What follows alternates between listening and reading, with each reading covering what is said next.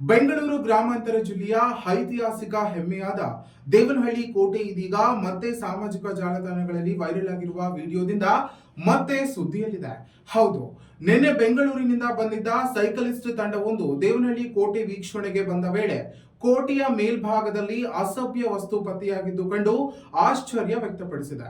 ಬಳಿಕ ದೇವನಹಳ್ಳಿ ಕೋಟೆ ರಹಸ್ಯ ಇದೇನಾ ಎಂದು ವ್ಯಂಗ್ಯವಾಗಿ ಮಾತನಾಡುತ್ತಾ ಕೋಟೆಯ ಬಗ್ಗೆ ನಗೆಪಾಟಲಾಗಿ ಮಾತನಾಡಿದ ವಿಡಿಯೋವನ್ನ ಸಾಮಾಜಿಕ ಜಾಲತಾಣಗಳಲ್ಲಿ ಹಂಚಿಕೊಂಡಿದ್ದಾರೆ.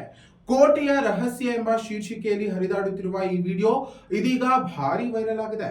ದೇವನಹಳ್ಳಿಯ ಸುಪ್ರಸಿದ್ಧ ಐತಿಹಾಸಿಕ ಕೋಟೆಯ ಮಹತ್ವ ಮತ್ತು ಇತಿಹಾಸವನ್ನ ಅರಿಯದೆ ಈ ರೀತಿಯಾಗಿ ವ್ಯಂಗ್ಯವಾಗಿ ಮಾತನಾಡಿದ ನಗೆಪಾಟಲಾಗಿ ಮಾಡಿರುವುದು ಎಷ್ಟು ಸರಿ ಎಂಬ ಪ್ರಶ್ನೆ ಇದೀಗ ಸಾರ್ವಜನಿಕ ವಲಯದಲ್ಲಿ ಕೇಳಿ ಬರ್ತಾ ಇದೆ. ಇನ್ನು ಟಿಪ್ಪು ಸುಲ್ತಾನ್ ಇತಿಹಾಸದೊಂದಿಗೆ ನಂಟಿರುವ ಈ ಕೋಟೆ ರಾಜ್ಯದ ಪ್ರಮುಖ ಐತಿಹಾಸಿಕ ತಾಣಗಳಲ್ಲಿ ಒಂದಾಗಿದ್ದು ಅದರ ಗೌರವ ಕಾಪಾಡುವ ಜವಾಬ್ದಾರಿ ಎಲ್ಲರದ್ದಾಗಿದೆ. ಜೊತೆಗೆ ಕೋಟೆಯ ಸ್ವಚ್ಛತೆ ಮತ್ತು ಸುರಕ್ಷಣೆ ಕುರಿತು ಪುರಾತತ್ವ ಇಲಾಖೆ ಕೂಡ ತಕ್ಷಣ ಗಮನ ಹರಿಸಬೇಕೆಂದು ಸಾರ್ವಜನಿಕರು ಆಗ್ರಹಿಸಿದ್ದಾರೆ.